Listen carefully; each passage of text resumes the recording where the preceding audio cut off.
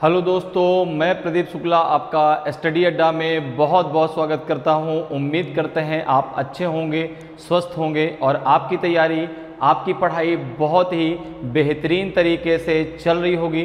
तो आज मैं आपके लिए लेकर के हाजिर हूं CUET का प्रैक्टिस टेस्ट फर्स्ट। इसका जो फर्स्ट पार्ट है, फर्स्ट प्रैक्टिस टेस्ट का फर्स्ट पार्ट हम लोग कंप्लीट कर चुके हैं, जिसमें हम लोगों ने जो है 12 क्वेश्चन सॉल्व किए थे। तो अगर अभी तक आपने फर्स्ट पार्ट नहीं देखा है तो ज़रूर देख लीजिए। CUT का जो आपका UG का एग्ज़ाम होने वाला है, ठीक है ना, उसमें जो है आपका जो सेक्शन 3 आएगा, उसमें आपके 3 सब्जेक्ट से रिलेटेड क्वेश्चन पूछे जाएंगे, मैथ से, रीजनिंग से और आपका जनरल नॉलेज से, ठीक है ना। बाकी जो आपका मैथ का डोमेन है वो आपका अलग से आएगा, ठीक है ना। ये एप्टीट्यूड मैथ पूछी जाएगी, कह सकते हैं कि अरिथमेटिक मैथ पूछी जाएगी, ठीक है। जो आपके कॉन्सेप्ट से रिलेटेड है, जो शॉर्टकट्स फार्मूले से रिलेटेड चीज़ें होती हैं वो यहाँ पर पूछी जाएंगी। बाकी जो आपका डोमेन वाली मैथ है वो अलग से आएगी, ठीक है। इस सेक्शन 3 में आपसे सिंपल मैथ, रीजनिंग और जनरल नॉलेज के क्वेश्चन पूछे जाएंगे। तीनों पार्ट से जो है आपके 25 क्वेश्चन आएंगे। टोटल आपके 75 क्वेश्चन होंगे। आपको 60 क्वेश्चन करने हैं 60 मिनट में, ठीक है ना। तो चलिए आज की क्लास को स्टार्ट करते हैं। जिन्होंने अभी तक फर्स्ट पार्ट नहीं देखा है और जो हम लोग सब्जेक्ट लेके चल रहे हैं वो है हमारा मैथ, ठीक है ना। और मैथ का ये फर्स्ट प्रैक्टिस टेस्ट है। हर एक प्रैक्टिस टेस्ट आपको 2 पार्ट में मिलेगा, ठीक है, क्योंकि टोटल जो है आपके 25 क्वेश्चन में डिस्कस करने हैं, ठीक है, एक प्रैक्टिस टेस्ट में। तो मैंने उसको 2 पार्ट में डिवाइड कर दिया कि एक में 12 to 13 और एक में 12 to 13, तो टोटल मिला के आपके 26 क्वेश्चन हो जाएंगे। क्वेश्चन के माध्यम से हम हर एक टॉपिक को डिस्कस करने की कोशिश करेंगे, ताकि जो है आपका हर एक टॉपिक भी कंप्लीट हो जाए और आपके पास नंबर ऑफ क्वेश्चन का कलेक्शन भी अच्छा खासा हो जाए। और अगर इतना आप कर लेते हैं तो मैथ का एक भी क्वेश्चन आपसे छूटेगा नहीं, ठीक है ना। तो मैथ और रीजनिंग और जनरल नॉलेज, इन तीनों को मिला करके आपको 75 क्वेश्चन आने वाले हैं, लेकिन आपको करना है 60 क्वेश्चन। 15 क्वेश्चन आप कौन से लेफ्ट करेंगे ये आपको वहाँ पर डिसाइड करना है, ठीक है ना। इसमें कोई ऐसा नहीं कि नहीं आप मैथ के लेफ्ट करें, कि आप रीजनिंग के लेफ्ट करें, कि आप जनरल नॉलेज के लेफ्ट करें, ठीक है ना। 15 क्वेश्चन आप कोई भी लेफ्ट कर सकते हैं। तो अब यहाँ पर देखो, जिसने अभी तक फर्स्ट पार्ट नहीं देखा है तो जरूर देख ले। फर्स्ट पार्ट में हम लोगों ने 12 क्वेश्चन डिस्कस किए थे। तो चलिए आज क्लास को स्टार्ट करते हैं। आज की जो क्लास है वो 13th क्वेश्चन से स्टार्ट होगी, क्लियर है। तो चलिए स्टार्ट करते हैं आज की क्लास को। और आज की क्लास ही बहुत ही धमाकेदार क्लास होने वाली है। और आज की क्लास का पहला क्वेश्चन और प्रैक्टिस टेस्ट फर्स्ट का आपका 13th क्वेश्चन अब आपके सामने है। सबसे पहले क्वेश्चन को रीड करते हैं और फिर क्वेश्चन किस प्रकार से सॉल्व किया जाएगा, उसका शॉर्टकट का तरीका क्या हो सकता है, उसके बारे में हम डिस्कस करेंगे।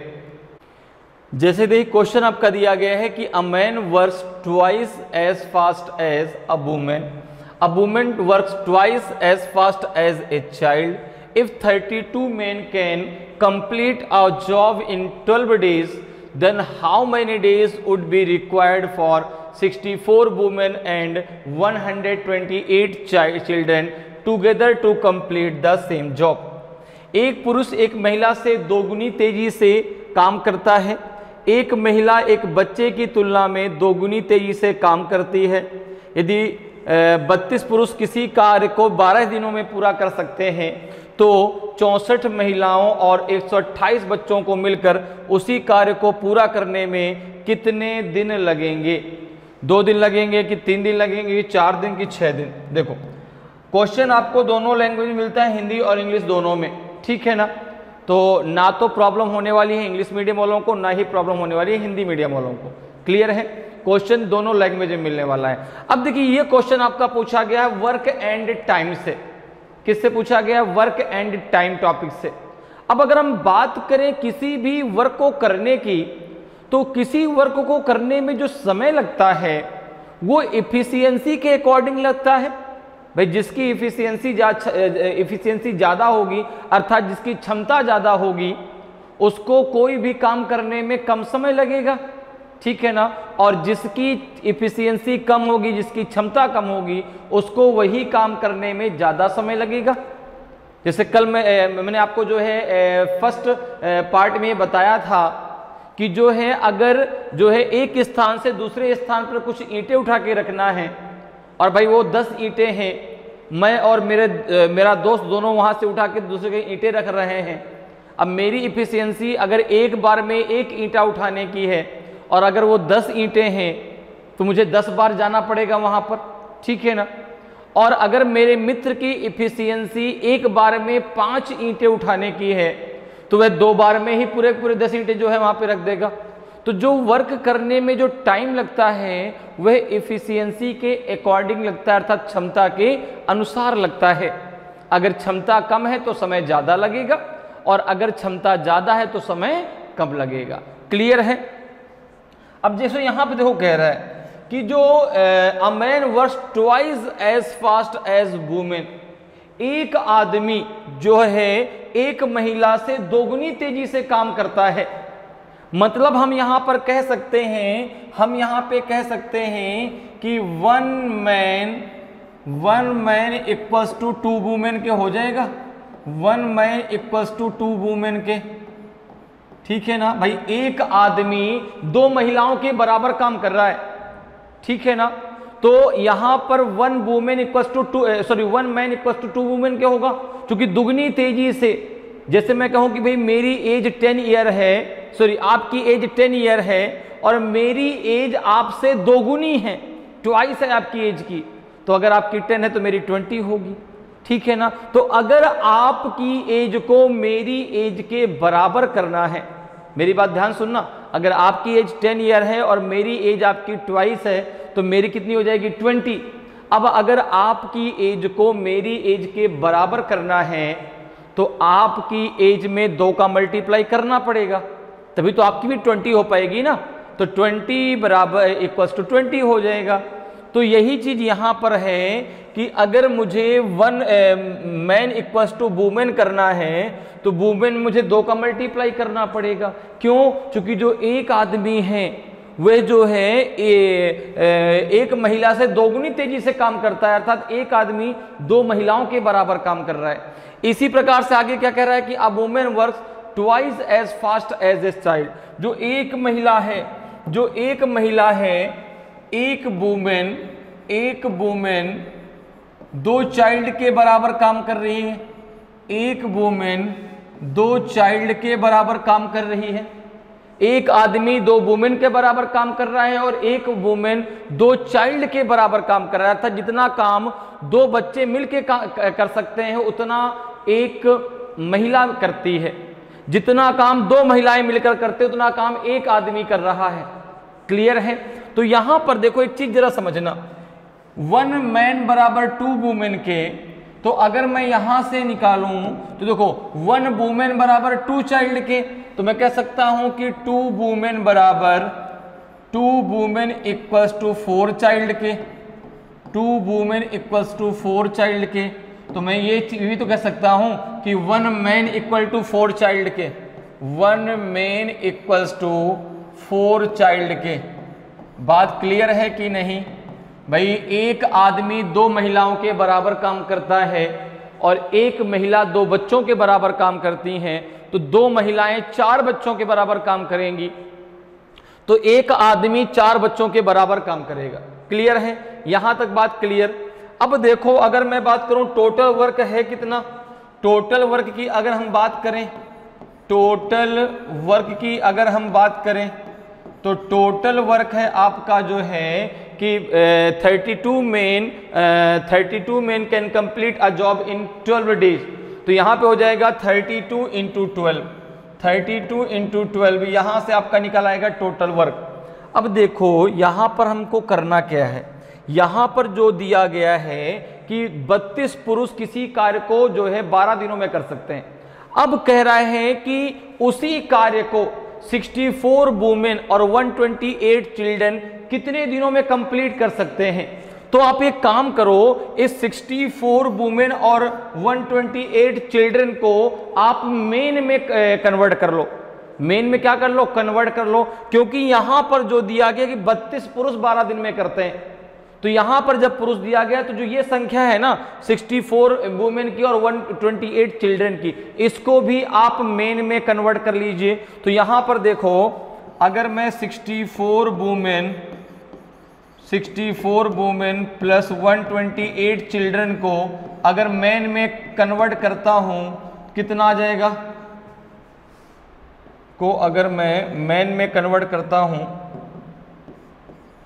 तो कितना आ जाएगा। तो आपने कहा देखो भाई, दो वुमेन बराबर एक मैन के हैं, दो वुमेन बराबर कितने के हैं, एक मैन के हैं। तो अगर मैं यहां पे कहूं तो 64/2 हो जाएगा, तो यहां से मैन आ जाएगा, ठीक है ना। यहां क्या आ जाएगा, आपका मैन आ जाएगा, plus 1 man equal to 4 child के, तो 128/4, यहां से मैन आ जाए, कितने मैन हो जाएंगे, तो यहां हो जाएगा आपको कितना, यहां हो जाएगा आपका 32 मैन, और यहां हो जाएगा आपका 32 मैन, ये हो जाएंगे टोटल 64, ये हो जाएंगे टोटल 64 मैन, ठीक है। क्या हो जाएंगे 64 मैन। तो कितने दिन लगेंगे, तो अगर मैं यहाँ पे बात करूँ कि कितने डेज लगेंगे इसको कंप्लीट करने में, तो हो जाएगा 32 × 12 अपॉन हो जाएगा 64, तो 32 2 जा 64, 2 6 जा 12, तो ये आ जाएगा आपका 6 डेज। क्या आ जाएगा आपका 6 डेज आ जाएगा, ठीक है ना। कितना आ जाएगा 6 डेज। तो ऑप्शन डी आपका सही आंसर हो जाएगा। क्लियर है, 6 डेज आपका सही आंसर हो जाएगा। तो इस प्रकार से आप बहुत आसानी से इस प्रकार के क्वेश्चनों को सॉल्व कर सकते हैं। अगले क्वेश्चन पर चलते हैं। अगला क्वेश्चन 14 नंबर का क्वेश्चन है। सबसे पहले क्वेश्चन को रीड करना है, फिर क्वेश्चन को सॉल्व करने की कोशिश करना है। कोशिश करते रहना चाहिए, कोशिश करने वालों की कभी हार नहीं होती। जो कोशिश करता है वो कभी ना कभी जरूर जो है अपने किनारे को पा लेता है। इसलिए कोशिश कभी भी हमें बंद नहीं करनी चाहिए। हर बार कुछ ना कुछ आप नया जरूर सीखते हैं। तो ये देखिए, अब इस क्वेश्चन का आंसर बताएं। If p square plus 1/p square equals to 47 है, then the numerical value of p plus 1/p will be. अगर p square plus 1/p square equals to 47 हो तो p प्लस 1/p का संख्यात्मक मान क्या होगा, बताइए भाई। 7 होगा, 3/2 होगा, प्लस माइनस 3 होगा कि 6 होगा। तो अब देखो यहां पर आपको जो वैल्यू दी गई है वो किसकी दी गई है, आपने कहा मुझे वैल्यू दी गई है p square plus 1/p square equals to, इसकी वैल्यू दी गई है 47, और मुझसे वैल्यू पूछी गई है कि p प्लस 1/p की वैल्यू क्या होगी, ठीक है ना। अब इसको हम कैसे निकालेंगे, तो अगर मैं इसका होल ऑफ स्क्वायर कर दूं और इसमें मैं लगा दूं a प्लस बी का होल ऑफ स्क्वायर। अब a प्लस बी का होल ऑफ स्क्वायर तो सबको पता है भाई, a प्लस बी का होल ऑफ स्क्वायर क्या होता है, a square plus B square plus 2ab। अच्छा, a माइनस बी का होल ऑफ स्क्वायर क्या होता है, a square plus B square minus 2ab। दोनों को याद रखिएगा, ठीक है ना। जिसको नहीं याद हो याद रखेगा, जिसको याद है बहुत अच्छी बात है। तो अब जरा इसका आप स्क्वायर कर लो, इसका जरा स्क्वायर कर लेते हैं। p/1/p का होल ऑफ स्क्वायर कर दो, तो यहाँ पे लगा दो a प्लस बी का होल ऑफ स्क्वायर, और a प्लस बी का होल ऑफ स्क्वायर क्या होता है, a square plus B square plus 2ab। तो जरा लगाओ यहाँ पर, देखो ये हो गया a, ये हो गया b, तो ये हो जाएगा आपका p square plus 1/p square plus 2 × p × 1/p, यही तो होगा 2ab। तो ये आपका a है और ये आपका b है। तो देखो a square plus B square plus 2ab। तो अब देखो जरा यहाँ पे इसको सॉल्व कर लो, p से ये p कैंसिल हो गया। इसकी वैल्यू आपको पता है कितनी, देखो 47 है, तो ये हो जाएगा 47, अब प्लस का ये आ जाएगा 2, तो ये हो जाएगा आपका 49। कितना हो जाएगा 49। ये इसके बराबर में होगा p प्लस 1/p का होल ऑफ स्क्वायर, ये हो जाएगा p प्लस 1/p का होल ऑफ स्क्वायर। अब अगर आप इसका होल ऑफ स्क्वायर हटाते हैं, ठीक है ना, और इसको रखते हैं p+1/p और इसका होल ऑफ स्क्वायर हटा दें तो ये चला जाएगा रूट में, ये चला जाएगा किसमें, रूट में चला जाएगा। और 49 किसका रूट होता है, तो आपने कहा 7 का। किसका होता है, 7 का। तो p+1/p की जो वैल्यू है वो कितनी आ जाएगी आपकी, 7 आ जाएगी। कितनी आ जाएगी, 7 आ जाएगी। तो यहाँ पे आपका जो है ऑप्शन ए जो है सही आंसर हो जाएगा। क्लियर है, ऑप्शन ए आपका सही आंसर हो जाएगा। और आपको इसी की वैल्यू तो चाहिए थी, p+1/p की ही वैल्यू तो चाहिए आपको। तो p+1/p की वैल्यू कितनी आ जाएगी आपकी, 7 आएगी। तो ऑप्शन ए आपका सही आंसर हो जाएगा। क्लियर है। नेक्स्ट क्वेश्चन पर आते हैं। नेक्स्ट क्वेश्चन देखिए 15th नंबर का क्वेश्चन है आपका, ठीक है। 15th नंबर का क्वेश्चन पहले रीड करते हैं और फिर क्वेश्चन को सॉल्व करेंगे। A boat running downstream covers a distance of 20 km in 2 hours while it covers the same distance upstream in 5 hours. Then speed of the boat in still water is। धारा के अनुकूल चलने वाली एक नाव 2 घंटे में 20 किलोमीटर की दूरी तय करती है, जबकि समान दूरी को धारा के प्रतिकूल 5 घंटे में तय करती है। तो धारा की तो शांत जल में नाव की गति क्या है, 7 किलोमीटर पर आवर है, 8 किलोमीटर पर आवर है, कि 9 किलोमीटर पर आवर है, कि 10 किलोमीटर पर आवर है।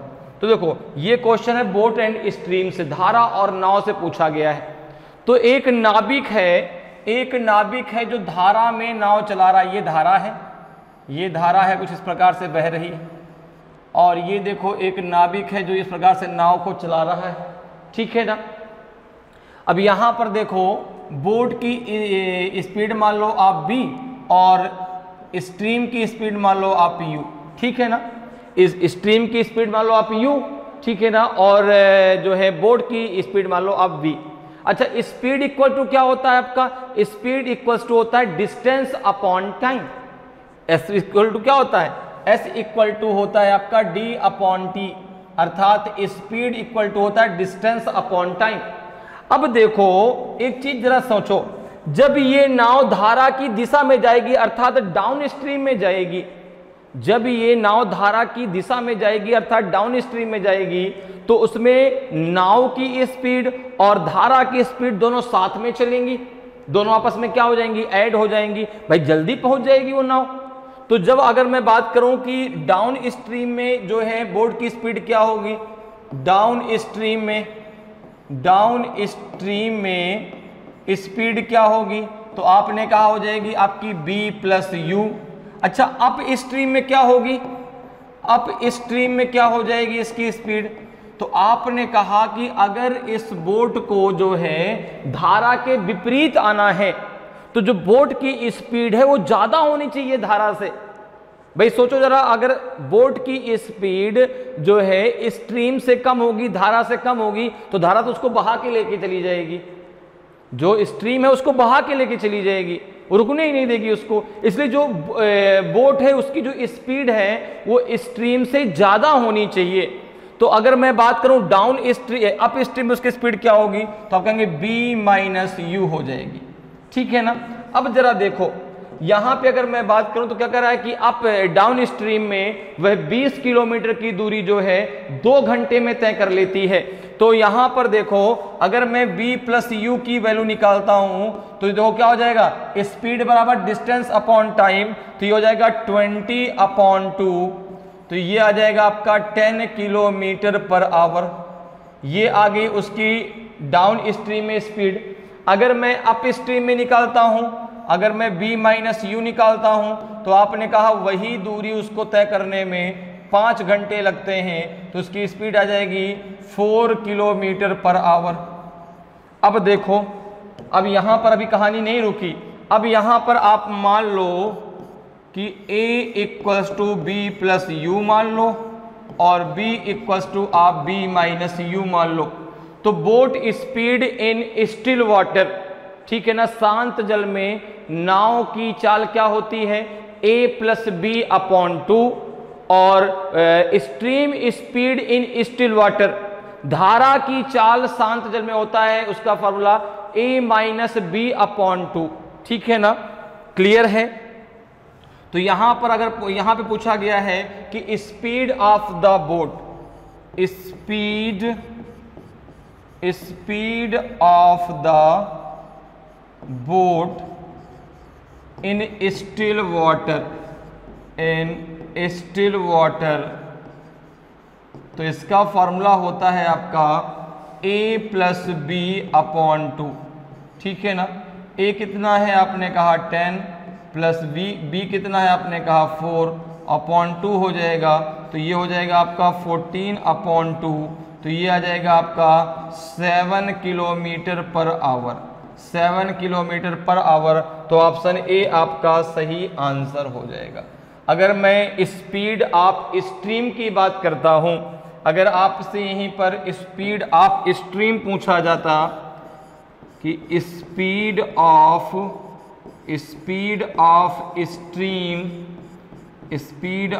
स्ट्रीम इन स्टिल वाटर, तो इसका फॉर्मूला होता है आपका a माइनस बी अपॉन 2। क्या होता है? a minus B upon 2। Clear है? तो यहाँ पे अगर स्पीड ऑफ स्ट्रीम वाटर पूछा, स्ट्रीम इन स्टिल वाटर पूछा जाता तो आपका 3 किलोमीटर पर आवर आ जाता, ठीक है ना। 10 माइनस 4 आपका 6 आता, 6/2 आपका 3 आ जाता। तो जो धारा की चाल है शांत जल में वो आती 3 किलोमीटर प्रति घंटे, नाव की चाल है आपकी 7 किलोमीटर पर आवर। तो आपसे यहाँ पे बोट की स्पीड पूछेगी तो ऑप्शन ए आपका सही आंसर हो जाएगा। क्लियर है? नेक्स्ट क्वेश्चन पर आते हैं। नेक्स्ट क्वेश्चन को जरा सॉल्व करते हैं भाई। नेक्स्ट क्वेश्चन जरा देखिए, 16th नंबर क्वेश्चन है। क्वेश्चन को सबसे पहले रीड कर लेते हैं और फिर क्वेश्चन को सॉल्व करते हैं। क्वेश्चन है कि find the difference between the SI and CI on the principle of 5,000 rupees at the rate of 15% per annum for 2 years. 2 वर्ष के लिए 15% प्रति वर्ष की दर से 5,000 रुपए के मूलधन पर साधारण ब्याज और चक्रवृद्धि ब्याज के बीच का अंतर ज्ञात कीजिए। आपको जो है सिंपल इंटरेस्ट और कंपाउंड इंटरेस्ट के बीच का डिफरेंस बताना है, ठीक है ना। प्रिंसिपल कितना है आपका 5,000, टाइम कितना है 2 ईयर, रेट ऑफ इंटरेस्ट कितना है 15%। तो अब अगर हम यहां पे देखें तो देखो सिंपल इंटरेस्ट हर साल का बराबर होता है, कंपाउंड इंटरेस्ट मतलब ब्याज पर भी ब्याज लगेगी अब, ठीक है ना। और पहले वर्ष का आपका सिंपल इंटरेस्ट और पहले वर्ष का आपका कंपाउंड इंटरेस्ट दोनों समान होते हैं, ठीक है ना। पहले वर्ष का कंपाउंड इंटरेस्ट और आपका जो है सिंपल इंटरेस्ट दोनों समान होते हैं। क्लियर है? सिंपल इंटरेस्ट बराबर क्या होता है? Principal into rate into time upon 100, और कंपाउंड इंटरेस्ट इक्वल टू क्या होता है आपका? तो कंपाउंड अमाउंट माइनस प्रिंसिपल। अब कंपाउंड अमाउंट का फॉर्मूला क्या होता है? तो P into 1 plus R upon 100 के पावर आपका T, ठीक है ना। जहां पे P आपका प्रिंसिपल हो गया, R मतलब रेट हो गया और T आपका टाइम हो गया। तो कह रहा है इन दोनों के बीच 2 वर्षों का डिफरेंस कितना है। तो कंपाउंड इंटरेस्ट समझ में आया क्या है? ब्याज पर ब्याज, ठीक है ना, ब्याज पर भी ब्याज लगेगी। तो अब यहां पर देखो भाई, सबसे पहले हम बात कर लेते हैं सिंपल इंटरेस्ट की। तो सिंपल इंटरेस्ट 2 वर्ष का कितना होगा? तो आपने कहा कि सिंपल इंटरेस्ट का फॉर्मूला होता है आपका P into R into T upon 100। कितना होता है? P into R into T upon 100, जिसमें P आपका प्रिंसिपल है, R आपका रेट है, T आपका टाइम है, ठीक है ना। तो यहाँ पे प्रिंसिपल कितना है 5,000, प्रिंसिपल कितना है आपका? तो आपने कहा प्रिंसिपल है 5,000, ठीक है। रेट ऑफ इंटरेस्ट कितना है 15%, ठीक है। कितने समय के लिए? 2 वर्ष के लिए। परसेंटेज है तो अपॉन 100 हो जाएगा, ठीक है ना। 0 से दोनों 0 कैंसिल हो जाएंगे। कितना आ जाएगा? 15 दूना 30 और 3 बचे 15, 1,500 रुपये आ जाएगा, 1,500 रुपीज आ जाएगा आपका। क्लियर है? तो ये तो सिंपल इंटरेस्ट हो गया 2 वर्ष के लिए। अब जरा कंपाउंड इंटरेस्ट निकाल लेते हैं CI। कंपाउंड इंटरेस्ट निकाल लेते हैं CI। कंपाउंड इंटरेस्ट होता है आपका compound amount minus principal, compound amount minus principal, ठीक है ना। P मतलब हो गया प्रिंसिपल। कंपाउंड अमाउंट का फॉर्मूला क्या होता है, P into 1 plus R upon 100 के पावर T। तो यहां पर देखो अगर हम बात करें तो ये हो जाएगा आपका P into 1 plus R upon 100 के पावर आपका T और माइनस हो जाएगा यहाँ पे P। क्लियर है, समझ में बात आ गई। अब यहाँ पे जरा रख दो, कितने वर्ष का है, 2 वर्ष का है। तो देखो जरा, जब आप यहाँ पे निकालें कितना आ जाएगा आपका, P कितना है 5000, ठीक है ना, 1 प्लस R अपॉन 100। अब एक चीज जरा समझो, अगर यहाँ पे आप रखते हो 1 प्लस 15 अपॉन 100 तो इसको आप डायरेक्टली लिख सकते हैं 115/100, 115 अपॉन 100 लिख सकते हैं। इसका इसमें मल्टीप्लाई कर लिया, इसको इसमें ऐड कर दिया तो 115 अपॉन 100 आ जाएगा। तो यहाँ पे आप इसको डायरेक्ट लिख सकते हैं कितना, 115 अपॉन 100 के पावर 2 माइनस 5000, यही तो होगा। क्लियर है। अब जरा इसको सॉल्व कर लो, कितना आ जाएगा। तो आपने कहा ये हो जाएगा आपका जो है 5000 इंटू 115 अपॉन 100 इंटू 115 अपॉन 100 और ये हो जाएगा माइनस का 5000, माइनस का 5000। क्लियर है। अब जरा देखो इसको जरा सॉल्व कर लो भाई, दोनों जीरो से दोनों जीरो कैंसिल हो गए, एक जीरो से ये जीरो कैंसिल हो गया, ये कितना बचेगा, 5 दूना हो जाएगा आपका 10। 115 का 2 बार मल्टीप्लाई कर लो तो लास्ट में यूनिट डिजिट है आपका 5। अब अगर किसी के भी यूनिट डिजिट में 5 है तो उसका स्क्वायर आप आसानी से निकाल सकते हैं। कैसे, तो देखो जरा, आप यहाँ पे पहले 5 का स्क्वायर है तो कितना हो जाएगा 25, और जो यहाँ पर आपका ये नंबर बचा, कितना बचा 5 के इधर पहले आपका 11 बचा, 11 का 12 में मल्टीप्लाई कर दो, ठीक है ना। जब भी किसी के यूनिट डिजिट में 5 हो तो आप उसका डायरेक्ट स्क्वायर निकाल सकते हैं। यूनिट डिजिट 5 है तो पहले 5 का स्क्वायर रख दीजिए, कितना हो जाएगा 25। अब जो ये 11 है, 11 में उसके अगले नंबर का मल्टीप्लाई कर दीजिए, तो 11 का नेक्स्ट नंबर क्या होगा आपका 12, तो 12 में जरा मल्टीप्लाई करें कितना आ जाएगा 132, कितना आ जाएगा 132, यही इसका स्क्वायर हो जाएगा अपॉन 2 माइनस का 500, सॉरी 5000। अब ये कितना आ जाएगा देखो जरा, तो आपने इसका भाग दिया, कितना आ जाएगा 2 6 जा 12, कितना बचेगा 1, 2 6 जा 12, ठीक है ना, 2 1 जा 2, 2 2 जा 4, 2 5 जा 10 और माइनस का कर दो 5000, कितना आ जाएगा ये, तो ये सिंपल इंटरेस्ट कंपाउंड इंटरेस्ट आपका आ जाएगा कितना 616 नहीं, ये आ जाएगा आपका 1612.50, ये आ जाएगा आपका कंपाउंड इंटरेस्ट। ये है कंपाउंड इंटरेस्ट और ये है आपका सिंपल इंटरेस्ट। दोनों के बीच का डिफरेंस पूछ रहा है, दोनों के बीच से आपसे पूछा जा रहा है कि compound interest minus simple interest कितना होगा। तो आपने कहा कि कंपाउंड इंटरेस्ट कितना है 1612.50, ये कितना है माइनस का 1500, जरा माइनस करो कितना आ जाएगा, तो 1500 कितना आ जाएगा 1, यहाँ पे 0 हो जाएगा, 6 में से 5 गया 1, 112.50, ये आपका इनके बीच का डिफरेंस आ जाएगा 112 रुपए 50 पैसे का डिफरेंस आएगा। तो ऑप्शन ए आपका सही आंसर हो जाएगा, ऑप्शन ए आपका सही आंसर हो जाएगा, ठीक है ना। तो सिंपल इंटरेस्ट और कंपाउंड इंटरेस्ट के बीच का डिफरेंस कितना आ जाएगा आपका 112 रुपए 50 पैसे का आएगा। तो ऑप्शन ए आपका सही आंसर होगा। क्लियर है, समझ में आया।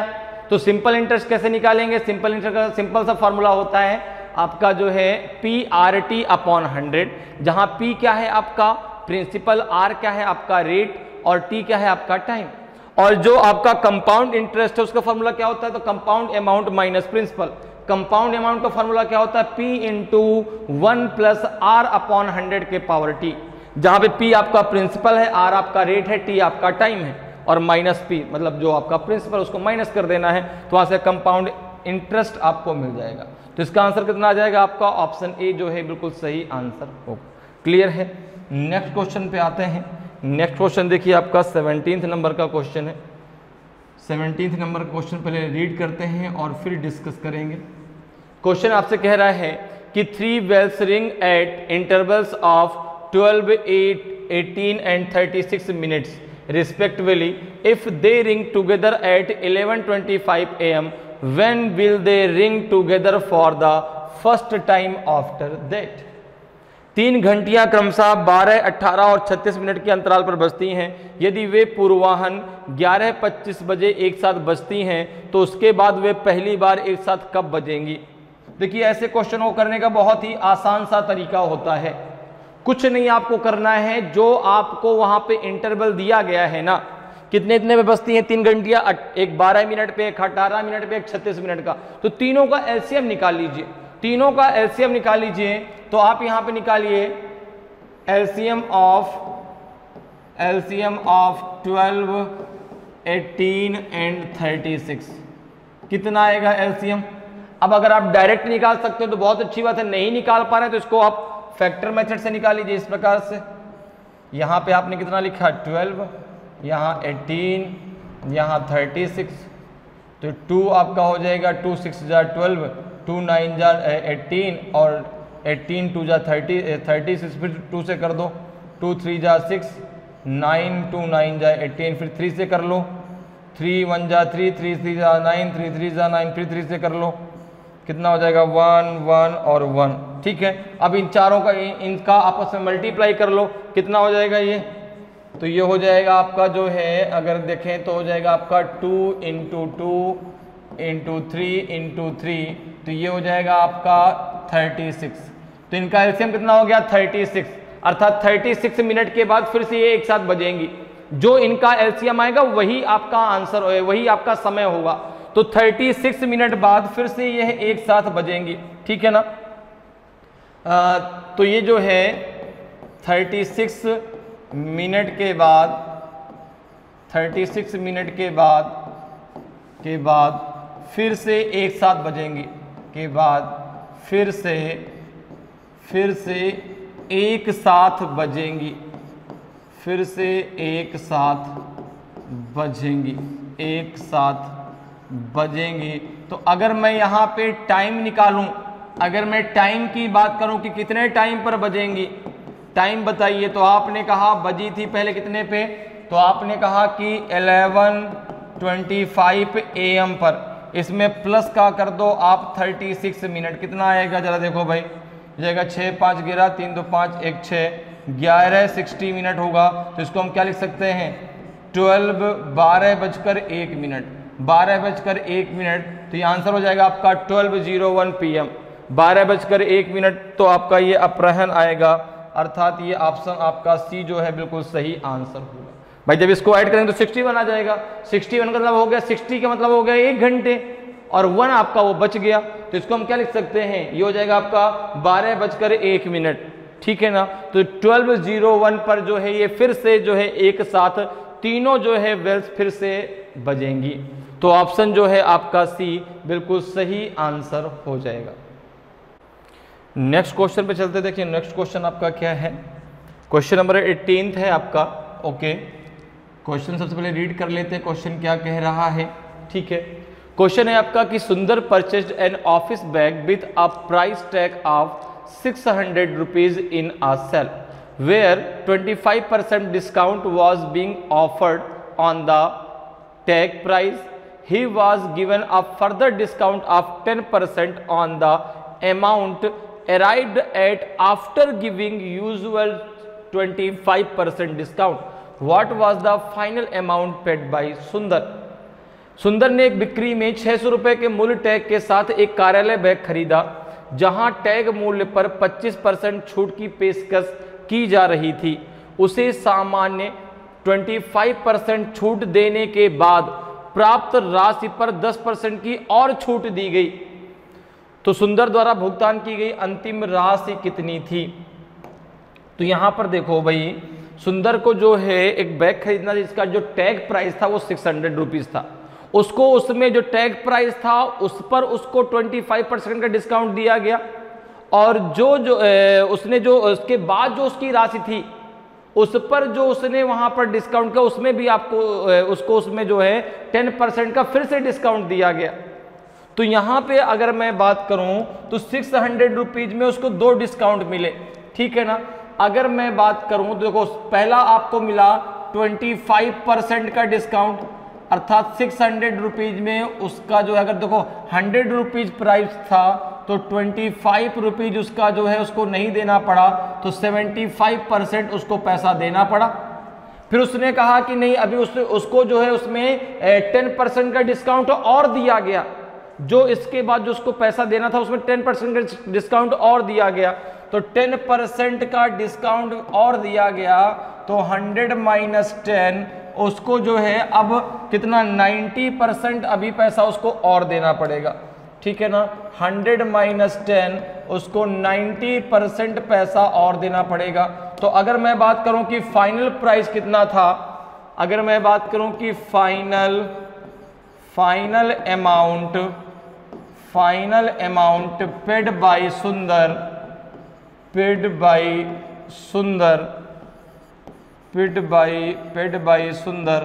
तो ये हो जाएगा आपका 600 इंटू कितना देना पड़ा इसमें 75% इंटू 90% अपॉन हो जाएगा आपका 100 इंटू 100, ठीक है ना, क्योंकि परसेंटेज का मतलब होता है अपॉन में 100। तो उसको 75% देना पड़ा, फिर 90% उसको और देना पड़ा, भाई 10% जो उसको उसमें और मिली ना।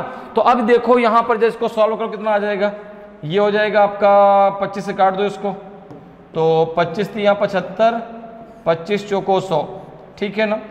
और ये हो जाएगा आपका इस 0 से ये 0 कैंसिल हो जाएगा, और ये 0 से ये 0 कैंसिल हो जाएगा, 15 चौको 60 हो जाएगा, तो ये हो जाएगा आपका 15 3 जा हो जाएगा 45 इंटू 9 कर दो, कितना आ जाएगा 9 5 जा 45, बचेगा कितना आपका 4, 9 4 जा 36 और 4 हो जाएगा 40, तो 405 रुपए उसको देने पड़े। जो फाइनल प्राइस था उसका वो था 405 रुपीज, ठीक है ना। 405 रुपए उसको फाइनल प्राइस देना पड़ा, ठीक है। 600 रुपीज का जो बैग था वो उसको 405 रुपए में मिल गया। ऑप्शन सी आपका सही आंसर हो जाएगा। 195 रुपीज का डिस्काउंट हो गया।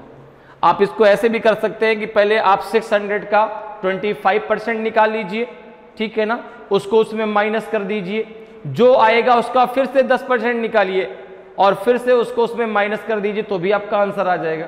डायरेक्ट आप इस प्रकार से कर सकते हैं, भाई दो छूट मिली, पहले 25% फिर 10%, ठीक है ना, तो टोटल जो उसको अमाउंट पेड करना पड़ा वो 405 रुपीज का था। क्लियर है। नेक्स्ट क्वेश्चन पर आते हैं। नेक्स्ट क्वेश्चन देखिए जरा, जो है आपका ग्राफ पर आधारित है। ये आपको एक ग्राफ दिया गया है, ग्राफ को पहले रीड कर लेते हैं और फिर देखिए क्वेश्चन को हम लोग सॉल्व करेंगे। क्वेश्चन दिया गया है 19 to 21 तक के लिए है, ठीक है ना। जो ग्राफ काम करेगा वो 19 से 21 तक के लिए है। देखिए क्या कह रहा है, the given graph shows the percentage of number of student of different categories of A university for 2 different years. The total number of students in 2010 was 2000 and in 2012 was 2400. Now answer the following question. दिया गया graph दो अलग अलग वर्षों के लिए विश्वविद्यालय की विभिन्न श्रेणियों के छात्रों की संख्या का प्रतिशत दर्शाता है। 2010 में छात्रों की कुल संख्या 2000 थी और 2012 में 2400 थी। अब निम्नलिखित प्रश्नों के उत्तर दें। पहला क्वेश्चन क्या है कि in which of the courses is the number of student same in the both the year. किस पाठ्यक्रम में दोनों वर्षों में छात्रों की संख्या समान थी। बीटेक में थी कि एमटेक में थी कि बीबीए में थी कि एमसीए में थी। तो अब देखो जरा यहाँ पे जो ये ग्राफ दिया गया है, ग्राफ में जो ये नंबर दिए गए, परसेंटेज दिए गए हैं। 2010 में उस पाठ्यक्रम में कितने % बच्चे थे और 2012 में उस पाठ्यक्रम में कितने बच्चे थे। क्लियर है। 2000 में जो टोटल बच्चे थे वो 2000 थे और 2012 में टोटल बच्चे 2400 थे। तो अब देखो यहां पर अगर बात करें तो 2010 को ये आपका इस प्रकार का स्क्वायर जो है रिप्रेजेंट करता है। 2012 को आपका इस प्रकार का स्क्वायर जो है इस ग्राफ में रिप्रेजेंट करता है। बात मेरी समझिएगा, यहां पे 2010 को ये वाला स्क्वायर रिप्रेजेंट करेगा और 2012 को ये, ठीक है। अब जरा यहां पर देखो, यहाँ पर जो ये नंबर लिखे ना, ये परसेंटेज। जैसे अगर मैं बीटेक की बात करूँ तो देखो 2012 में 11% थे, 2010 में 13% थे, बीसीए में 18% थे आपके जो है किसमें 2010 में, और 2012 में 25% थे। बीबीए की बात करूं तो 15% थे आपके 2010 में और 16% थे 2012 में। एमटेक में 20% थे 2012 में और 24% थे आपके 2010 में। एमसीए में 18% 2012, 22% 2010, ठीक है ना। एमबीए में 8% 2012 में और आपका जो नहीं सॉरी 8% 2010 में और 10% आपका 2012 में। तो अब यहां से आपको क्या करना है कि परसेंटेज में, ये तो परसेंटेज दिया गया है, यहां से आपको अलग अलग पाठ्यक्रम के बच्चों की संख्या निकालनी है और फिर बताना है कि भाई किन 2 वर्षों में, किस पाठ्यक्रम में दोनों वर्षों में जो है स्टूडेंट की संख्या आपकी समान रही, ठीक है ना। तो जैसे यहां पे अगर हम देखें तो हम सबसे पहले निकाल लेते हैं बीटेक, ठीक है ना। जो जो ऑप्शन में दिया गया है उसकी हम निकाल लेते हैं, ठीक है ना। तो सबसे पहले हम बीटेक का निकालते हैं। देखो जरा बीटेक की अगर हम बात करें, सबसे पहले हम बीटेक का निकालते हैं। तो बीटेक में 2010 में कितने बच्चे थे, तो आपने कहा कि बीटेक में 2010 में जो बच्चे थे वो 13% थे। टोटल बच्चे हैं 2000, उसका 13% निकालो। परसेंट का मतलब हो जाएगा अपॉन में 100, 0 से 0 कैंसिल हो जाएगा, ये 260 आ जाएगा, 260 आ जाएगा। क्लियर है। अब देखो जरा 2012 में निकाल लो, बीटेक में 2012 में जरा निकाल लीजिए। तो आपने कहा 2012 में कितना हो जाएगा, देखो जरा, तो ये है आपका 11%। 2012 में संख्या कितनी थी 2400, तो 2400 का आप 11% निकालो जरा, अपॉन में 100 हो जाएगा, तो 0 से 0 कैंसिल हो जाएगा, 11 4 जा 44, बचेगा कितना आपका 4, 11 2 जा 22 और 4 हो जाएगा 26, 264। नहीं, यहाँ पर तो समान नहीं है भाई, ठीक है ना। 11 4 जा 44, 4 बच गया, 11 2 जा 22 और 4 कितना हो जाएगा 26, तो ये 264 है, यहाँ 216 है। तो पहला तो आपका सही नहीं है, बीटेक में तो संख्या बराबर नहीं थी। जरा एमटेक की बात करते हैं भाई। अब हम बात करते हैं एमटेक की।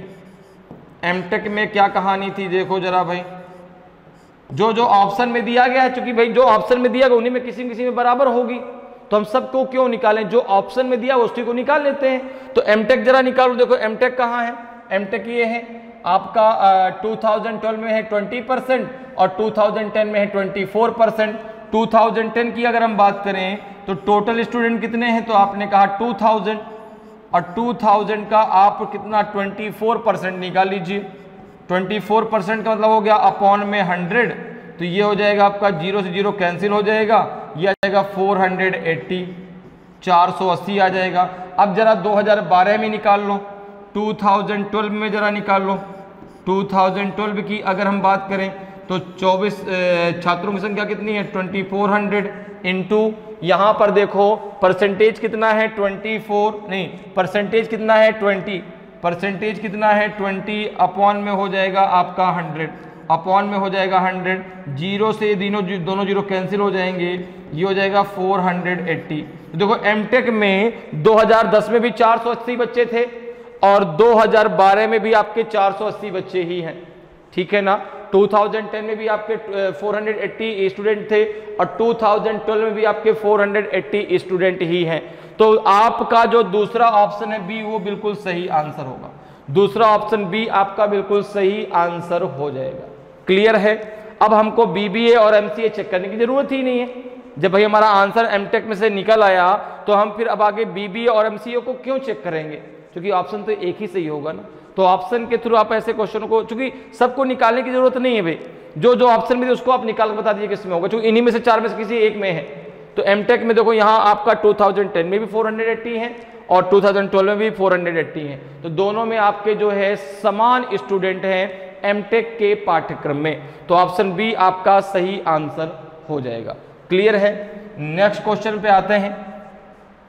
20th क्वेश्चन भी आपका इसी ग्राफ पर डिपेंड है, ध्यान रखिएगा, ठीक है ना। इसी ग्राफ पर आपका जो है ये क्वेश्चन पूछा गया है। क्वेश्चन क्या है कि find the percentage increase in the number of student in MBA course in 2012। 2012 में एमबीए पाठ्यक्रम में छात्रों की संख्या में प्रतिशत वृद्धि ज्ञात कीजिए। देखिए जरा भाई, एमबीए की अगर बात कर रहे हैं तो यहां पे देखो एमबीए में 2010 में जो छात्रों का परसेंटेज था वो 8% था, 2012 में परसेंटेज आपका 10% है। पूछ रहा है कि कितना परसेंट इंक्रीज हुए छात्र। तो अगर मैं यहां पर बात करूं एमबीए में 2010 में कितने छात्र थे, एमबीए में 2010 में कितने छात्र थे, तो आपने कहा कि 2010 में टोटल स्टूडेंट कितने थे, 2000, ठीक है ना, और 2012 में 2400।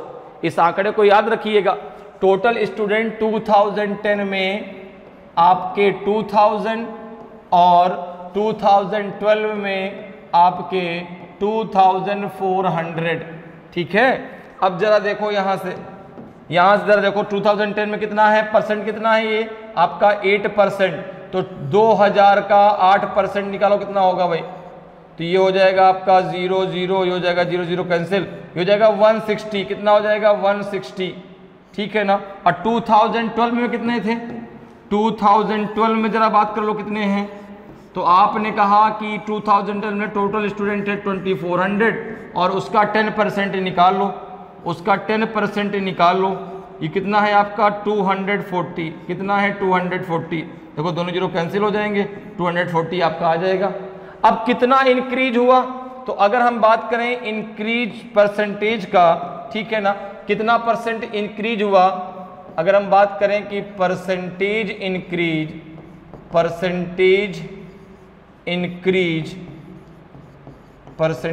इंक्रीज तो ये हो जाएगा जो है, देखो अब देखो 240 हो गया, पहले कितना था 160 था, तो कितना हो जाएगा, देखो 240 माइनस 160 किस में से इंक्रीज हुआ, 160 में से। भाई पहले आपका जो है 160 था, अब 240 हो गया, कितना इंक्रीज हो गया, तो आपने कहा है कि यह 80 इंक्रीज हो गया, किस में से, 160 में से। परसेंटेज निकालना है तो इंटू 100 और कर दीजिए, जो कितना हो जाएगा, 0 से 0 कैंसिल हो जाएगा और 16 5 जा आपका 80 हो जाएगा, तो 50% इंक्रीज हो गया, 50% इंक्रीज हो गया, तो ऑप्शन सी आपका सही आंसर हो जाएगा, ऑप्शन सी आपका सही आंसर हो जाएगा। क्लियर है, समझ में मेरी बात आई।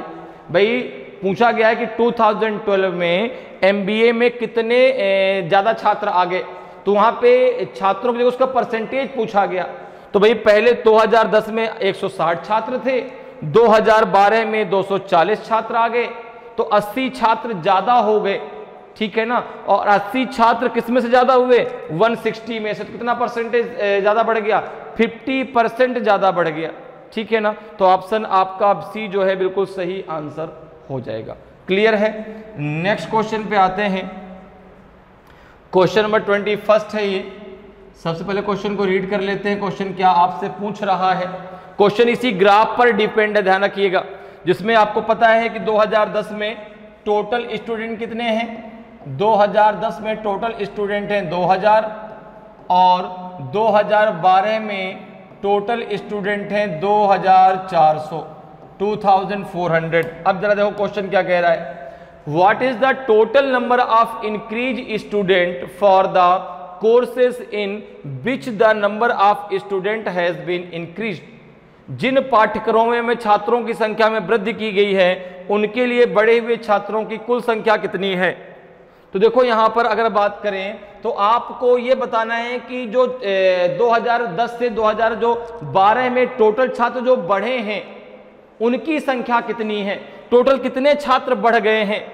तो यहां पर अगर हम देखें तो देखो हमने बीटेक के 2010 और 2012 के छात्र निकाल लिए थे, जरा देखो भाई कितना इंक्रीजमेंट है।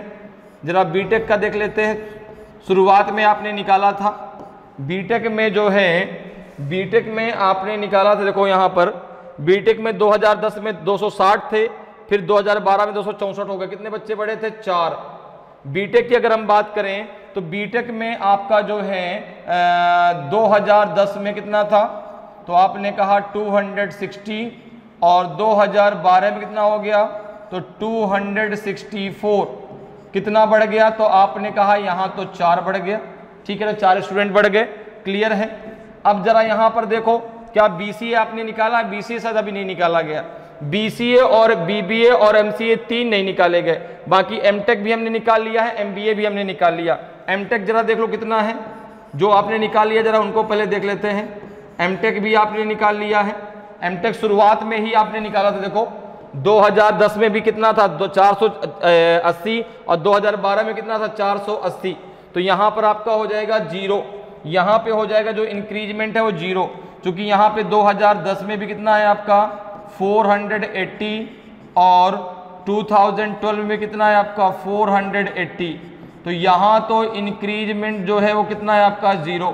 अगर हम बात करें एमबीए की, अगर हम बात करें एमबीए की, एमबीए में कितना इंक्रीज हुआ है भाई, तो आपने कहा एमबीए का भी हमने निकाल लिया। देखो एमबीए की अगर हम बात करें तो अभी अभी हमने निकाला है 2010 में 160 और 2012 में 240, ठीक है ना। तो यहाँ पर देखो एमबीए में 2010 में था 160 और 2012 में हो गया आपका 240, कितना ज़्यादा इंक्रीज हो गया, तो आपने कहा ये तो 80 आपका बढ़ गया, कितना हो गया 80। अब जरा यहाँ पर आप बात कर लो बीसीए में, बीसीए में कितना इंक्रीज हुआ, तो अगर हम बात करें यहाँ पर बीसीए की, ठीक है ना, बीसीए की, तो बीसीए में 2010 में कितने बच्चे हैं, देखो जरा, तो आपने कहा कि भाई देखो 25% है 2012 में और 18% है 2010 में, तो अगर मैं 2000 का 18% निकालूं, अगर मैं 2000 का 18% निकालूं, कितना निकल के आएगा, तो आपने कहा ये निकल के आएगा 360, ठीक है ना, 0 0 कैंसिल हो जाएगा, 360 आ जाएगा।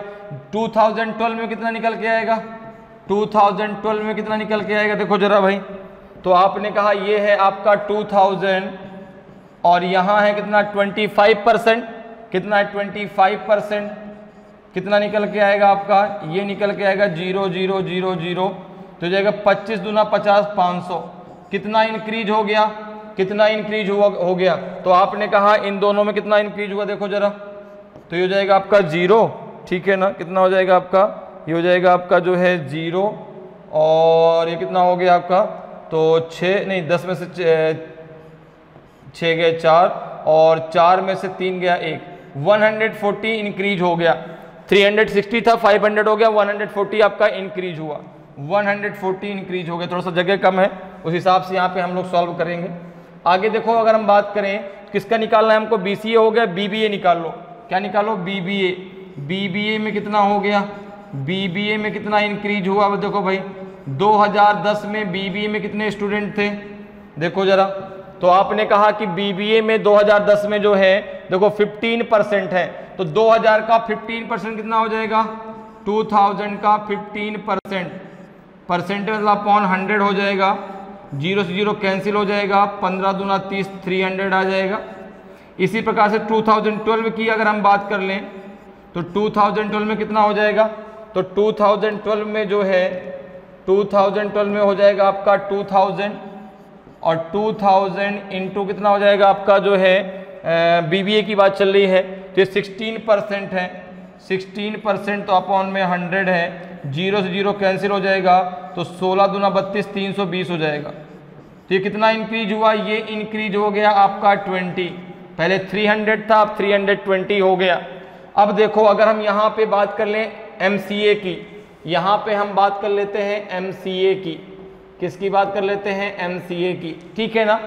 तो एमसीए में 2010 में कितने बच्चे हैं, 2010 में कितने बच्चे हैं, तो आपने कहा कि 2010 में 22% है, तो 2000 का 22% आप निकाल लो, कितना आ जाएगा, ये आपका 0 से 0 कैंसिल हो जाएगा, ये आ जाएगा आपका कितना 440, कितना आ जाएगा 440। इसको यहाँ से रफ कर देते हैं, यहाँ पे सॉल्व कर लेते हैं। 2012 में कितना हो जाएगा, 2012 जरा निकालो भाई, 2012 में कितना आ जाएगा, तो आपने कहा ये है 2000 नहीं 2400 है ना, 2400 और कितना है आपका 18%, 2400 और ये है आपका 18% अपॉन हो जाएगा 100, जीरो से जीरो कैंसिल हो जाएगा, कितना हो जाएगा आपका 18 4 जा हो जाएगा आपका 72, 2 आ जाएगा 7 आपका होल्ड हुआ, 18 2 जा आपका 36 और 7 हो जाएगा 43। कितना इंक्रीज हुआ दोनों में, ये 440 था, ये 432 हो गया, ठीक है ना। तो ये तो आपका डिक्रीज हो गया ना भाई, यहाँ 400 कितना था 40 था और यहाँ कितना हो गया, तो आपने कहा कि हो जाएगा 432, कितना हो जाएगा भाई, यहाँ तो भाई डिक्रीज हो गया, यहाँ पे संख्या क्या हो गई आपकी डिक्रीज हो गई। तो यहाँ तक बात क्लियर। तो देखो यहाँ तो भाई डिक्रीज हो गई, तो इसको तो हमें लेना ही नहीं, क्योंकि कुल संख्या की जो वृद्धि हुई उसको हमको बताना है। तो टोटल जो इंक्रीजमेंट है वो कितना है, टोटल इंक्रीज कितना है, टोटल इंक्रीजेस कितना है, कितना बढ़ा भाई। तो आपने कहा कि देखो यहां आपका 4, यहां है आपका 4 प्लस यहां कितना है आपका 0 है, MBA में आपका 80 है, प्लस यहां कितना है देखो, तो ये BCA में आपका जो है 360। अच्छा एक मिनट जरा रुकिएगा, यहाँ पे हम लोगों ने गलत किया है, 2012 में हमको यहाँ 2400 लेना पड़ेगा ना, यहाँ भी हमसे गलती हुई है, कोई बात नहीं, इसको फिर से सॉल्व कर लीजिए।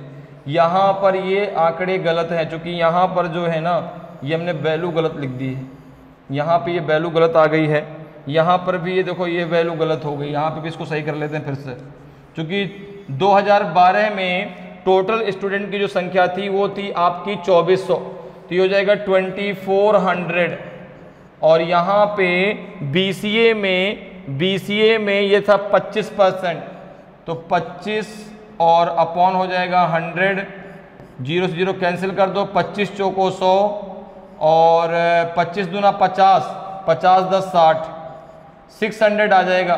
कितना आपका डिफरेंस हो जाएगा आपका 0, और ये है आपका 10 में से 4 गया तो 10 में से 6 गया तो 4, और 5 में से 3 गया, 240 आ जाएगा यहाँ पे 240 आएगा इन दोनों के बीच का डिफरेंस।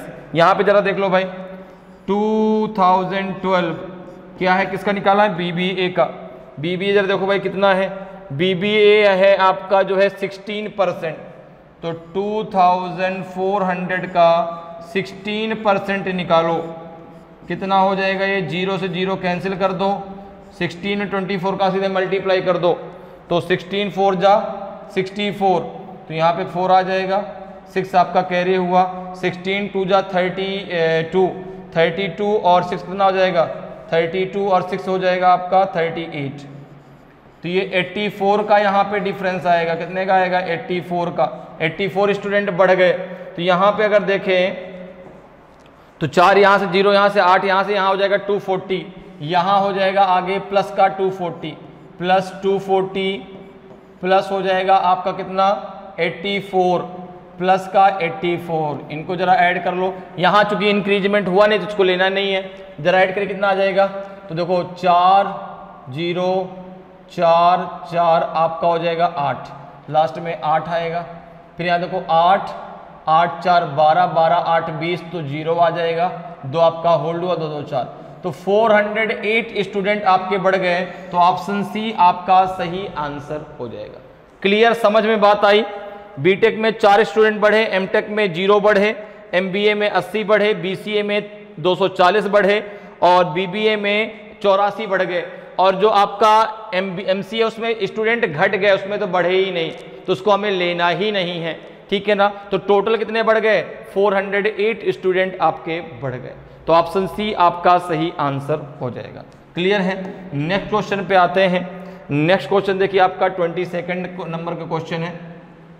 क्वेश्चन को पहले रीड कर लेते हैं, क्वेश्चन क्या आपसे कहना चाह रहा है, उसकी क्या आशाएं हैं आपसे।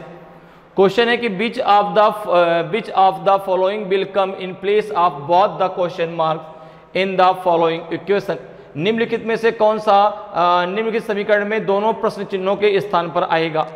आपका ये इक्वेशन दिया गया है 128 divided 16 into question mark minus 7 into 2 upon 7 square minus 8 into 6 plus question mark square equals to 1। Question mark जगह क्या आएगा ये आपको बताना है। तो यहाँ पे जरा देखो, तो सिंप्लीफिकेशन का क्वेश्चन है ये। सिंप्लीफिकेशन के क्वेश्चन को जब भी आप सॉल्व करें हमेशा आप बॉड मॉस लगाएं।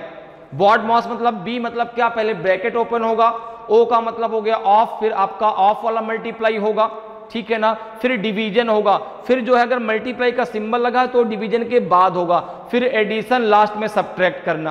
तो ये बॉड मॉस ही आपको हमेशा लगाना है। तो अब देखो आप क्वेश्चन मार्क की जगह मान लो ए, ठीक है ना, ए आपने मान लिया, तो ये इक्वेशन हो जाएगा आपका 128 डिवाइडेड 16 इंटू ए और माइनस हो जाएगा 7 इंटू 2 अपॉन हो जाएगा आपका जो है 7 स्क्वायर माइनस 8 इंटू 6 और प्लस का हो जाएगा ए स्क्वायर, ये इक्वल्स टू हो जाएगा आपका 1। क्लियर है।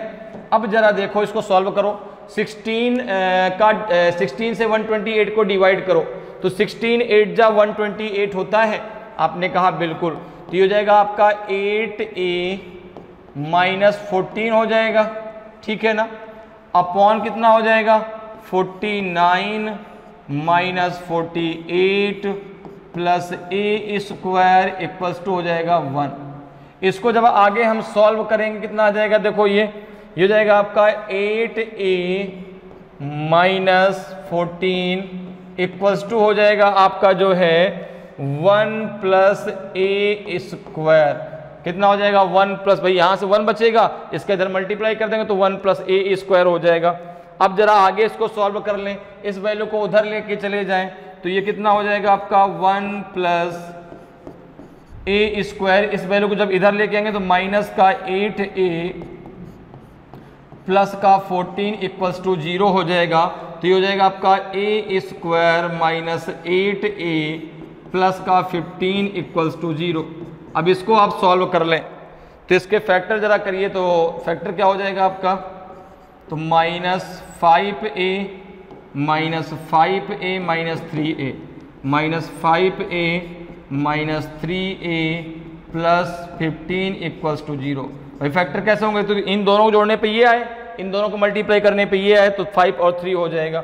अब जरा यहाँ पे देख लो कितना हो जाएगा, ये हो जाएगा आपका a, तो यहाँ पे आप a माइनस 5 ले लेंगे, माइनस 3 आपने ले लिया तो यहाँ पे a माइनस 5 आ जाएगा, ये इक्वल्स टू 0 आ जाएगा।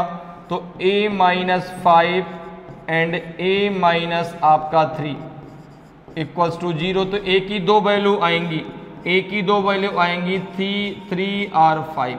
कितनी वैल्यू आ जाएंगी, a की दो वैल्यू आ जाएंगी 3 या 5। तो ऑप्शन में देखो एक दिया गया है 3, तो ऑप्शन डी आपका सही आंसर होगा। ठीक है, क्लियर है। तो क्वेश्चन मार्क की दो वैल्यू आएंगी 3 या 5, तो ऑप्शन में आपका 3 दिया गया है, तो ऑप्शन डी आपका सही आंसर हो जाएगा। क्लियर है। नेक्स्ट क्वेश्चन पे आते हैं। नेक्स्ट क्वेश्चन जरा देखिए भाई क्या है। Next question 23rd number question है।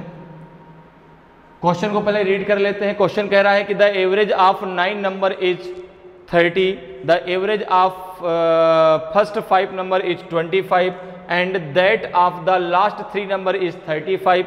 What is the 6th number. 9 संख्याओं का औसत 30 है, पहली 5 संख्याओं का औसत 25 है और अंतिम 3 संख्याओं का औसत 35 है, तो छठा नंबर क्या है। बहुत सिंपल सा क्वेश्चन है। देखिए सबसे पहली बात अगर हम बात करें एवरेज, एवरेज इक्वल्स टू होता क्या है, sum of the result, sum of the result, sum of the result upon number of result, sum of the result upon number of result. ठीक है ना, रिजल्ट, ठीक है, नंबर ऑफ रिजल्ट, यही तो एवरेज होता है। अर्थात जो आपके परिणाम हैं, ठीक है ना, उनका योग, उनका टोटल योग अपॉन हो जाता है आपका नंबर ऑफ रिजल्ट, अर्थात परिणामों की संख्या।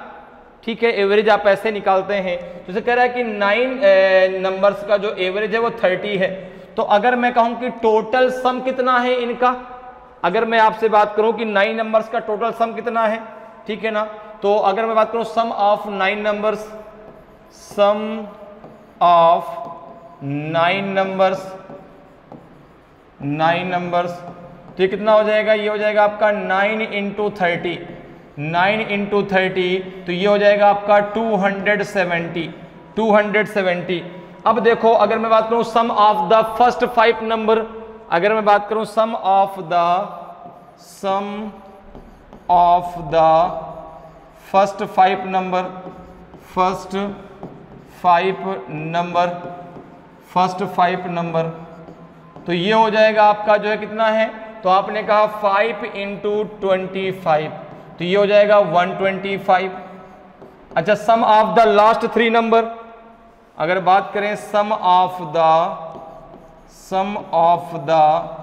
Last 3 number, sum of the last 3 number, तो ये हो जाएगा आपका 3 इंटू 35, कितना आ जाएगा आपका, तो ये हो जाएगा 105। तो अब देखो 6th नंबर आप कैसे निकालेंगे, तो आपको निकालना है 6th नंबर क्या होगा, तो 6th number is total sum कितना है 9th नंबर का 270, उसमें से फर्स्ट 5 का कितना है 125, लास्ट 3 का कितना है 105, कितना हो जाएगा ये हो जाएगा आपका 270 माइनस कितना हो जाएगा आपका 5 आपका 10, कितना बचेगा 1, 2 और 1 हो जाएगा आपका 3 और 1 1 हो जाएगा आपका 2, तो 270 से जब 230 को माइनस करेंगे तो ये 40 आ जाएगा, अर्थात जो आपका 6th नंबर कितना आपका 40 है। तो ऑप्शन जो है आपका बी बिल्कुल सही आंसर होगा। आपसे 6वां नंबर पूछा जा रहा था तो ऑप्शन बी आपका सही आंसर हो जाएगा। क्लियर है, समझ में आया। तो एवरेज क्या होता है, परिणामों का योग बटे परिणामों की संख्या, ठीक है ना। तो यहाँ पे अगर हमको एवरेज दिया गया उसको सम में कन्वर्ट करना है तो एवरेज में जितने नंबर का एवरेज दिया गया है उसमें आप उसका मल्टीप्लाई कर दें। क्लियर है। तो 9 नंबर्स का एवरेज 30 था तो टोटल सम आपका 270 हो गया। फर्स्ट 5 का सम आपका 125, लास्ट 3 का आपका सम 105, तो टोटल हो जाएगा आपका 230। तो एक जो नंबर है आपका 6th नंबर वो है आपका 40। क्लियर। नेक्स्ट क्वेश्चन पे आते हैं। नेक्स्ट क्वेश्चन देखिए आपका जो है 24th नंबर का क्वेश्चन है। क्वेश्चन को पहले रीड कर लेते हैं, क्वेश्चन आपसे क्या कह रहा है भाई। क्वेश्चन है कि 2 natural numbers are in the ratio 3:5 and their product is 2160। The smaller of the numbers is. दो प्राकृतिक संख्याएं 3:5 के अनुपात में है और उनका गुणनफल 2160 है। तो संख्याओं में से छोटी संख्या क्या है? 36 है, 24 है, 18 है कि आपकी 12 है। तो अब देखो दो संख्याओं का रेशियो दिया गया है, ठीक है ना। दो संख्याओं का आपको रेशियो दिया गया है, ठीक है। रेशियो क्या दिया गया है? रेशियो आपको दिया गया है 3:5। अच्छा, इनका प्रोडक्ट कितना है? इनका प्रोडक्ट है 2160। तो अगर मैं ये मान के चलूं कि एक संख्या आपकी 3a है और एक संख्या आपकी 5a है। एक संख्या आपकी 3 है, एक संख्या आपकी 5a है। अब अगर यहाँ पे हम बात करें अकॉर्डिंग टू क्वेश्चन, अगर हम बात करें अकॉर्डिंग टू क्वेश्चन प्रश्न के अनुसार, अकॉर्डिंग टू क्वेश्चन अगर हम बात करते हैं तो यहाँ पे आपको दिया गया है, देखो 3a into 5a equals to है आपका 2160। तो ये हो जाएगा आपका a square equals to 2160 upon 15। जरा 15 से इसको कैंसिल कर दो तो 15 1 जा 15, बचेगा इतना आपका 6, 15 4 जा 60, 15 4 जा 60। तो ये आ जाएगा आपका a स्क्वायर इक्वल टू 144। तो ये आ जाएगा a इक्वल टू 12। कितना आ जाएगा? a equals to 12। क्योंकि जब आप इसको सॉल्व करेंगे तो a इक्वल्स टू आपका हो जाएगा रूट में 144। क्योंकि जब स्क्वायर हटेगा तो रूट में चला जाएगा। तो a की वैल्यू कितनी आ गई आपकी 12। तो संख्या की अगर हम बात करें तो एक हो जाएगी 3 इंटू 12, अर्थात ये हो जाएगा 36। और एक संख्या हो जाएगी आपकी 5 इंटू 12, तो ये हो जाएगा आपका 60। छोटी संख्या कौन सी है? 36। छोटी संख्या कौन सी है? 36। तो 36 आपका सही आंसर हो जाएगा। अगर बड़ी संख्या की बात करें तो क्या आंसर क्या आता? 60 आता। क्लियर है? तो आपसे छोटी संख्या पूछी जा रही है तो ऑप्शन ए आपका सही आंसर हो जाएगा। क्लियर है? नेक्स्ट क्वेश्चन पर आते हैं। नेक्स्ट क्वेश्चन देखिए 25 नंबर का क्वेश्चन है। इस क्वेश्चन का आंसर क्या होगा आपको बताना है। क्वेश्चन है आपका जो है कि 60% of A number is 24 less than 3/4 of that number, find the number. किसी संख्या का 60% उस संख्या के 3/4 से 24 कम है, संख्या ज्ञात कीजिए। संख्या क्या होगी? 150 होगी, 180 होगी, 160 होगी कि 175 होगी? तो देखिए यहाँ पे आप मान लीजिए कि let the number is a. हमने मान लिया कि वह संख्या क्या है, let the number is a. Let the number is a, माना कि वह संख्या ए है। अब जरा बात कर लेते हैं अकॉर्डिंग टू क्वेश्चन। अब हम बात करते हैं according to question. According to question, प्रश्न के अनुसार। अकॉर्डिंग टू क्वेश्चन, प्रश्न के अनुसार जरा बात कर लेते हैं। देखो क्या कह रहा है। तो यहाँ पे कह रहा है कि संख्या के 60% अर्थात ए के 60% का मतलब हो गया अपॉन में 100, ठीक है ना। उसके उसी संख्या के अर्थात ए के 3/4 से कितना कम है? 24 कम है, ठीक है भाई। संख्या क्या है? आपने ए मानी है तो ए का 3/4 मतलब ए इंटू 3/4, उससे कितना कम है? 24 कम है। देखो जरा इसको सॉल्व करो कितना आएगा। आपने कहा 0 से 0 कैंसिल हो गया, 2 3 जा 6, 2 5 जा 10, तो ये हो जाएगा आपका 3a/5 इक्वल्स टू हो जाएगा आपका 3a/4 माइनस हो जाएगा 24। तो यहाँ पे एक काम करो, 24 को इधर ले आओ, इन दोनों को इधर कर दो। तो ये हो जाएगा आपका 3a/4 minus 3a/5 equals to 24, ठीक है ना। तो यहाँ पे जरा इसको सॉल्व कर लेते हैं, कितना आ जाएगा। इसका एलसीएम हो जाएगा आपका 20, इसका एलसीएम हो जाएगा आपका 20, कितना हो जाएगा आपका ये 4 5 जा 20, तो 5 3 जा 15, 15a माइनस 5 4 जा तो 4 3 जा 12, 12a और ये इक्वल्स टू हो जाएगा 24 के। तो ये हो जाएगा कितना आपका, ये हो जाएगा आपका 3a, तो 3a इक्वल्स टू हो जाएगा आपका 24 इंटू 20, तो a इक्वल्स टू हो जाएगा आपका 24 इंटू 20 अपॉन हो जाएगा 3। जरा इसको सॉल्व कर लो, आपका आंसर आ जाएगा। कितना आएगा देखो जरा, 3 8 जा 24, 8 2 जा 16, तो ये आ जाएगा कितना आपका, ये आ जाएगा 160। कितना आ जाएगा 160। तो a की वैल्यू कितनी हो गई, वह संख्या क्या है आपकी 160 है, वह संख्या क्या है आपकी 160 है। और संख्या तो आपसे पूछ रहा है, आपने a ही तो माना तो 160 आपका सही आंसर हो जाएगा। तो ऑप्शन सी आपका सही आंसर होगा। वह संख्या कितनी है आपकी 160 है, तो ऑप्शन सी आपका सही आंसर होगा। अगले क्वेश्चन पर आते हैं। क्वेश्चन नंबर 26 है आपका, ठीक है ना। क्वेश्चन नंबर 26 है। क्वेश्चन को पहले रीड कर लीजिए। क्वेश्चन क्या कह रहा है कि what one among the following is the greatest, निम्नलिखित में से कौन सबसे बड़ा है। संख्या दी गई √3 प्लस √7 प्लस √3 की √6 प्लस √2 की √5 प्लस √5 की √2 प्लस √8। इनमें से कौन सी संख्या सबसे बड़ी आपको बताना है। तो अब देखो जरा ध्यान से समझना, ऐसा क्वेश्चन यदि कभी भी आपको दिखता है, इसको करने का शॉर्टकट तरीका क्या होता है जरा उसको समझिए। देखिए संख्या दी गई है आपको √7 प्लस √3, एक संख्या दी गई है आपको √6 प्लस √2। मैं इतना शॉर्टकट बता रहा हूं, बस 1 सेकंड में आप आंसर दे दोगे ऐसे क्वेश्चन का। देखो √5 प्लस √5 और एक संख्या है आपकी √2 प्लस √8, √2 प्लस √8। अब देखो करना कैसे है आपको, आपको ये चेक करना है कि रूट के अंदर जो संख्याएं दी गई हैं, अगर उन दोनों को हम जोड़ते हैं तो जितनी ये आपकी संख्याएं दी गई, अगर सबका योग समान है तो कुछ नहीं करना, रूट के अंदर जो संख्याएं दी गई हैं उनका आपस में आपको मल्टीप्लाई कर देना है। जो संख्या बड़ी आएगी वो सबसे बड़ी संख्या होगी। कैसे देखो जरा, 7 प्लस 3 कितना हो जाएगा, तो आपने कहा कि 7 प्लस 3 आपका 10 हो जाएगा। यहां पे देखो 10 है। 6 प्लस 2 कितना हो जाएगा, तो आपने कहा ये भी 10 हो जाएगा। 5 + 5 कितना हो जाएगा, तो आपने कहा ये भी 10 हो जाएगा। अच्छा 2 + 8 कितना हो जाएगा, ये भी आपका 10 हो जाएगा। तो देखो रूट के अंदर जो संख्याएं दोनों लिखी है, दोनों का इन चारों का योग क्या है, समान है। भाई देखो यहाँ भी आपका 10 हो रहा है, यहाँ भी आपका 10 हो रहा है, यहाँ भी आपको 10 हो रहा है, यहाँ भी आपका योग कितना हो रहा है, 10 हो रहा है।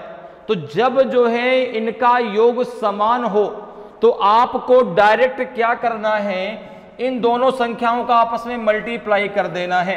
अर्थात 7 × 3 कितना आ जाएगा, तो आपने कहा 21 आ जाएगा। 6 × 2 कितना आ जाएगा आपका, 12 आ जाएगा। ठीक है ना। 5 × 5 कितना आ जाएगा आपका, 25 आ जाएगा। और 2 × 8 कितना आ जाएगा आपका, 16 आ जाएगा।